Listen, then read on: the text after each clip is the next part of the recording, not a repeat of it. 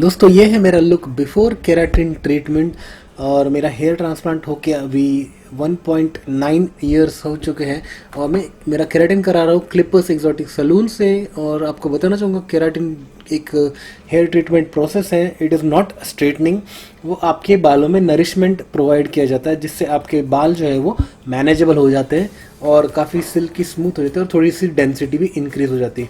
तो बिगिनिंग होती है शैम्पू से, यानी कि आपके बालों को प्रॉपरली क्लीन किया जाता है और स्पेशल शैम्पू होता है जिसका भी आप केराटिन ट्रीटमेंट ले रहे हो। मैं अभी ले रहा हूँ जीके का केराटिन ट्रीटमेंट, तो जीके का ही शैम्पू होता है, उसके साथ ही में जीके का कंडीशनर होता है और केराटिन ट्रीटमेंट का लिक्विड होता है।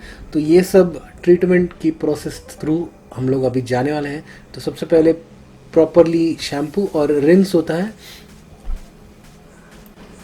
ये है दोस्तों जीके का यानी कि ग्लोबल केराटिन कंपनी का हेयर टाइमिंग सॉल्यूशन, यानी कि जो केराटिन सॉल्यूशन कहा जाता है, यही लगने वाला है मेरे बालों के अंदर और इसे अप्लाई किया जाता है ओनली ऑन द हेयर।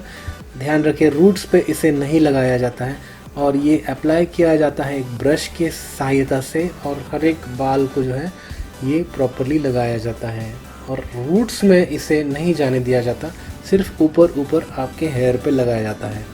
दोस्तों जितनी आपकी हेयर लेंथ ज़्यादा होगी उतना उसका कॉस्टिंग ज़्यादा होता है। मेरे बाल काफ़ी छोटे हैं तो मुझे कॉस्टिंग आई सिर्फ 1500 रुपये पूरा ट्रीटमेंट कराने की। और ये जो होती है ट्रीटमेंट कम से कम अगर आप उसी का शैम्पू यूज़ करते हैं तो 6 महीने से लेकर 7 महीने तक ये उसका इफेक्ट पूरी तरह से रहता है। और ट्रीटमेंट यानी कि एप्लीकेशन होने के बाद में जो है उसे स्टीम किया जाता है 15 से 20 मिनट तक। तो 15 से 20 मिनट का स्टीम का प्रोसेस होता है और ये स्टीमर के अंदर उसे प्रॉपरली स्टीम दिया जाता है और इस प्रोसेस के बाद में जो है उसे ब्लो ड्राई किया जाता है और बाद में जो है आगे की प्रोसेस की जाती है। स्टीम होने के बाद में जो है बालों को एयर ड्रायर से ब्लो ड्राई किया जाता है जिससे जो है बालों के अंदर अगर केमिकल जो है वो पूरी तरह से ड्राई होके बालों पे अप्लाई हो जाता है। तो दोस्तों ये भी एक इम्पॉर्टेंट स्टेप है। उसके बाद में जो है आयरनिंग का स्टेप चालू होता है।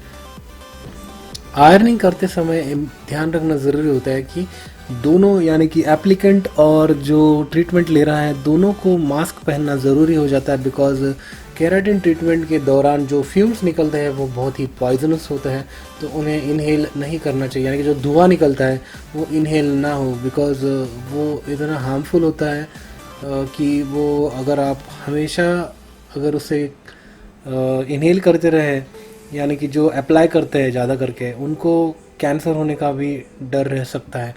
तो केराटिन के जो फ्यूम्स है या कोई भी स्ट्रेटनिंग के जो फ्यूम्स है वो अच्छे नहीं होते। और दोस्तों जो आयन जो किया जा रहा है वो 230 डिग्री सेल्सियस पे आयनिंग हो रहा है, यानी कि इतना हॉट वो है कि वो पूरा का पूरा केमिकल जो है जब तक वो धुआं नहीं निकलता तब तक वो केमिकल पेनिट्रेट नहीं होता है, ऐसा माना जाता है। तो इसीलिए दोस्तों वो 230 डिग्री सेल्सियस इतना हॉट आयनिंग किया जा रहा है। और दोस्तों ये आयनिंग करते वक्त काफ़ी हीट महसूस होती है रूट्स तक। जो मेरे ट्रांसप्लांटेड हेयर थे वहाँ तक भी मुझे हीट महसूस हुई, लेकिन इससे कोई दिक्कत नहीं हुई। अभी मुझे ये वीडियो बनाते 2 दिन हो चुके हैं कंप्लीट, लेकिन अभी तक मुझे किसी प्रकार का हेयर फॉल नहीं हुआ, बिकॉज केराटिन ट्रीटमेंट के वक्त जो नरिशमेंट मिलता है उसके वजह से बाल बहुत ही ज़्यादा सिल्की हो जाते हैं और नरिश्ड हो जाते हैं। दोस्तों ये जो है केमिकल लगाने के बाद में जो है आयनिंग करने के बाद में 2 दिन तक आपको ऐसे ही रखना है, वॉश नहीं करना है। उसके बाद जो है स्पेशल वॉश होगा, जो वही शैम्पू होगा जीके का और कंडीशनर होगा। उसके बाद जो है जो 2 डेज़ में जो शैम्पू करना है, यानी कि 2 दिन बाद हफ्ते में सिर्फ 2 ही बार शैम्पू करना है और कंडीशनिंग करना है, वही जीके का शैम्पू यूज़ करना है, साथ ही साथ जीके का कंडीशनर यूज़ करना है। आप जो भी कंपनी का केराटिन कराते हैं उसी का शैम्पू यूज़ करना है और उसी का जो कंडीशनर है वो यूज़ करना है। तो दोस्तों ये एक बहुत अच्छी ट्रीटमेंट थी और मेरे लिए ये बहुत अच्छा एक्सपीरियंस था। मेरे बाल अभी बहुत ही अच्छे मैनेजेबल हो चुके हैं और मेरा लुक काफ़ी बदल चुका है और मुझे कोई भी किसी प्रकार का अभी तक कोई हार्म हुआ नहीं है। तो दोस्तों अगर आप हेयर ट्रांसप्लांट कर चुके हैं और सोच रहे कि क्या हम लोग केराटिन करें तो आप डेफिनेटली कर सकते हैं केराटिन ट्रीटमेंट। तो मेरी तरफ से एक थम्स अप है दोस्तों। Thank you very much, thanks for watching. ज़रूर सब्सक्राइब कीजिएगा। टेक केयर, बाय बाय, जय हिंद।